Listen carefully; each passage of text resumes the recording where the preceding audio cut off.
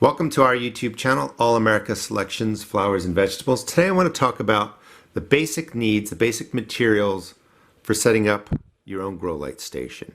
And if you're starting seeds indoors, it really doesn't work to start them on a sunny windowsill. There's just not enough light. So you have to use LED bulbs or fluorescent bulbs, and we'll talk about that in a second. You'll need a shelving system. I recommend getting something that's 4 feet wide and getting lighting receptacles, fixtures just like this that are 4 feet wide. It's just a nice way to set it up. This is 2 levels. For most homes and small gardens, that's all you'll really need if you're not starting a whole lot of plants.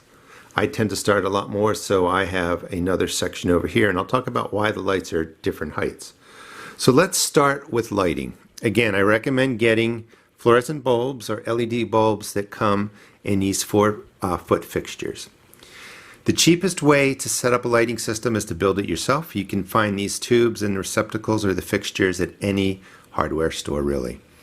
When you go to get a 4-foot bulb, you can get them as fluorescent, you can get them as LEDs.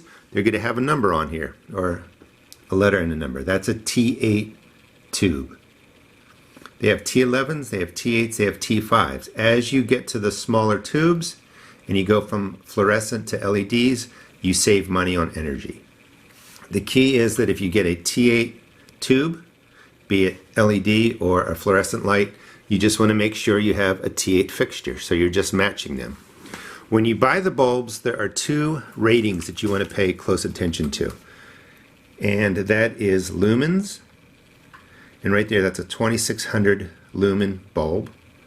And you want that lumens rating to be 2000 or higher to keep it simple. The higher you go, the brighter it is. The brighter the light, the better it is for your plants. But you want a minimum of 2000. You come down to here where it says color temperature. This is 6500 Kelvin. It only goes to 6500 K.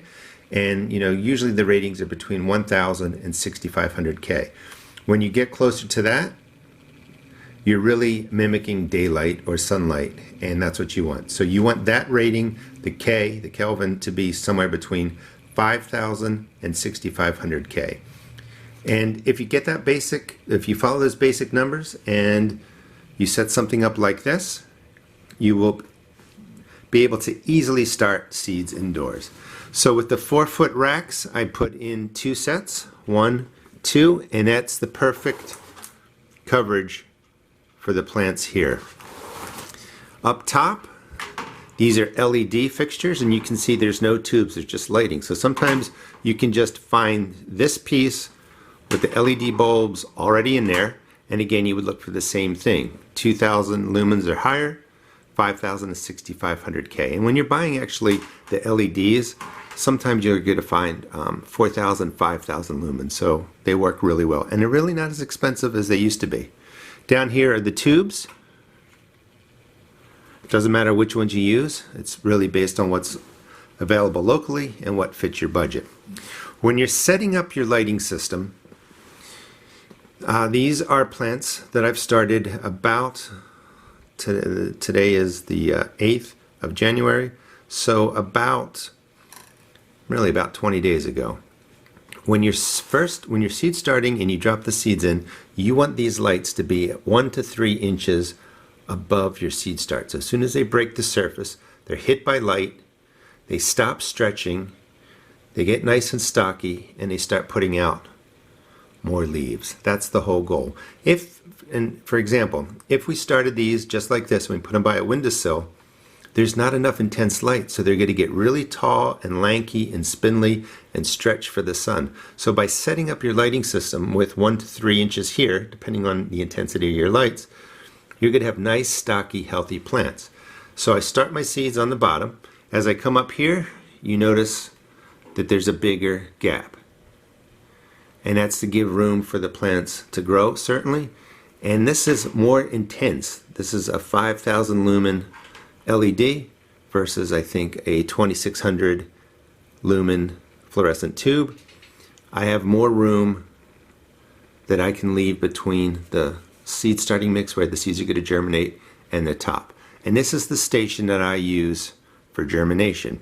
Once they're growing longer, and they've germinated and 3-4 weeks have gone by, the light is not as important at germination. So once they get tall like this, you can put a gap in of 6 or 8 inches, keep the lights on, and your plants are going to do perfectly fine.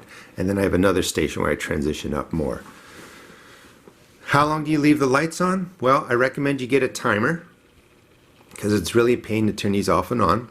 When you're seed starting, generally speaking, you can leave the lights on 16 to 18 hours. About 2 weeks after germination, you can cut the light down to really anywhere where you feel comfortable, 12 to 16 hours. And then a couple weeks after that, they're growing, maybe 4 or 5 weeks, you can just leave the lights on for 12 hours. They do need a dark period, so leaving the light on more doesn't really help. But this is a general seed starting station, and this is something that you could set up. The materials you're going to need are some sort of seed starting flat to hold your trays. You can get trays in different sizes. If you're not growing a lot of vegetables, say for instance, I'm growing tomatoes up here for some videos. It's too early to start tomatoes. You want to start them let's see if we can get a better view, 6 to 8 weeks before they would go outside. We'll talk about more about that in future videos. But this is All-American Selection winner, the Firefly, and this is, believe it or not, the Sweet Banana. That's an old All-American Selection winners. I can't, maybe from the 40s, but it goes back really long time. But they were both AAS winners. If you don't want to start your tomatoes and peppers in small cells like that, because you're going to have to pot that up, you can just get bigger pots. You can start seeds in something like this. And then you're not going to have to, pot up from these smaller cells to a bigger cup. You could just start them in a cup. You can start them in containers like this. It all depends on what you want to grow. But you're going to need a flat to hold them in so that you can slide them in and out from your lights and that you can water from the bottom. So these are some of the basic supplies. You can find them on Amazon. You can find them at your nurseries. You can find them at your hardware stores. But these are some of the basic supplies that you would need to set up a grow light station. Don't forget the timer. That'll be your best friend. So if you want to subscribe to our channel, we don't run any YouTube ads. We just create great garden videos to help you out in your garden. We're going to be starting all kinds of different All-America Selection winners this year, and I will show you how to do that. And I'll give you a little preview right over here.